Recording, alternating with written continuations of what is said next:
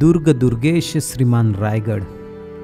रायगड हा नुसता गड नसून अनेक मराठ्यांच्या बलिदानाची शौर्य कथा आहे।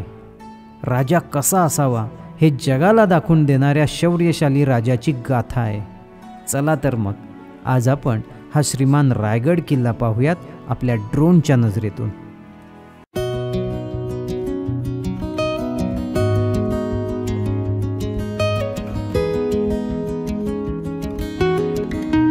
रायगड किल्ल्याचे स्थापत्य होण्यापूर्वी हा रायरीचा किल्ला म्हणून या रायरीच्या खोऱ्यामध्ये उभा होता। यादवांच्या काळापासून हा गड चंद्रराव मोरे यांच्याकडे होता।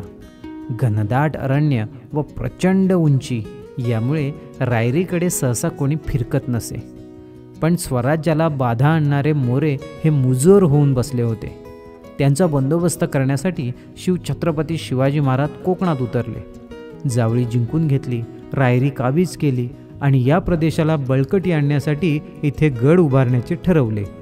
किल्ला म्हणून नावापुरता उभा असणाऱ्या या रायरीची पाहणी करताना महाराजांना हा गड खूपच आवडला होता। गडाविषयी महाराज आपल्या सवंगड्यांना सहज बोलून गेले होते, गड बहुत चकोट, चौतर्फा गडाचे कडे तासिल्याप्रमाणे 1.5 गाव उंच, पर्जन्यकाळी कड्यावर गवत देखील उगवत नाही आणि शिवाय कड्याचा ताशीव धोंडा एकच। दौलताबाद पृथ्वीवरील सर्वात बुलंद गड खरा, पण तोही उंचीने थोटका। दौलताबादेपेक्षा रायरी 10 गुणी उंच, तक्तास जागा हाच गड करावा। महाराजांची ही वाक्य गडाविषयी बरंच काही सांगून जातात।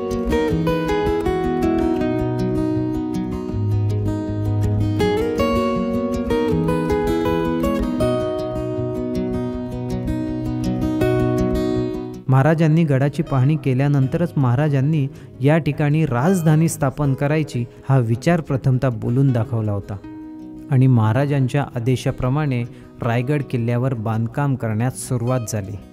महाराजांनी रायगडावर राजधानी करण्याचे हे ठरवले होते। त्याचं कारणही तितकं तरबेज होतं, कारण उत्तरेस बसलेले यवनी सरदार हे दख्खनच्या पठारावर तर येतील, पण कोकणात उतरू शकणार नाहीत। कारण कोकणात जर त्यांना उतरायचं असेल तर जवळपास 300 घाट उतरावे लागतील आणि या घाट वाटा ह्या तेवढ्याशा सहजासहजी उतरणं शक्य नव्हतं। आणि या घाट वाटांवर प्रत्येक एक किल्ला असा बळकट बांधून ठेवला होता की त्यांना भेदून खाली उतरणे हे अशक्यच। आणि म्हणून घाट माथ्यावरून राजधानी ही खाली म्हणजेच कोकणात घेण्याचा महाराजांचा निर्णय पक्का झाला होता आणि त्याचनुसार बांधकामही चालू झाली। आज जर गडावर गेलात तर 350 प्रकारच्या इमारतींचं बांधकाम हे रायगडावर बघायला मिळतं। संपूर्ण दिवस कमी पडतो, पण रायगड किल्ल्यावरील वास्तुदर्शन हे सहज पूर्णच होत नाही आणि एकेका स्थापत्याला किती वेळ देऊन किती बारकाईने घडवलंय हे तिथे प्रत्यक्ष जागेवर गेल्याशिवाय कळणार नाही। महाराजांनी दिलेल्या सूचनांप्रमाणे रायगडावर किल्ल्याचे बांधकाम हे सुरू झाले आणि बघता बघता ते पूर्णही झाले आणि याच श्रीमान रायगडाने एक देखणा सोहळा पाहिला। तो म्हणजे 6 जून 1674 रोजी छत्रपती शिवाजी महाराजांना झालेल्या राज्याभिषेकाचा हा पुराण पुरुष म्हणजेच श्रीमान रायगड हा साक्षीदार आहे। हा गड जेवढा दिसायला बलाढ्य तेवढाच तो कार्यकर्तृत्वाने मोठाही आहे।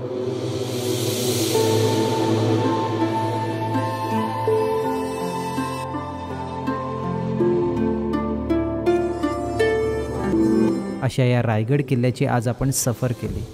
हे ड्रोन शॉट तुम्हाला कसे वाटले हे मला कमेंट करून जरूर कळवा। आत्ता आपण या व्हिडिओचा करूयात एंड, भेटूयात पुढील व्हिडिओमध्ये। तोपर्यंत स्वतःची काळजी घ्या। आपल्या चॅनलवरील नवनवीन व्हिडिओ पाहत राहा, लाईक करा, शेअर करा आणि आपल्या चॅनलला सबस्क्राईब करायला मात्र विसरू नका।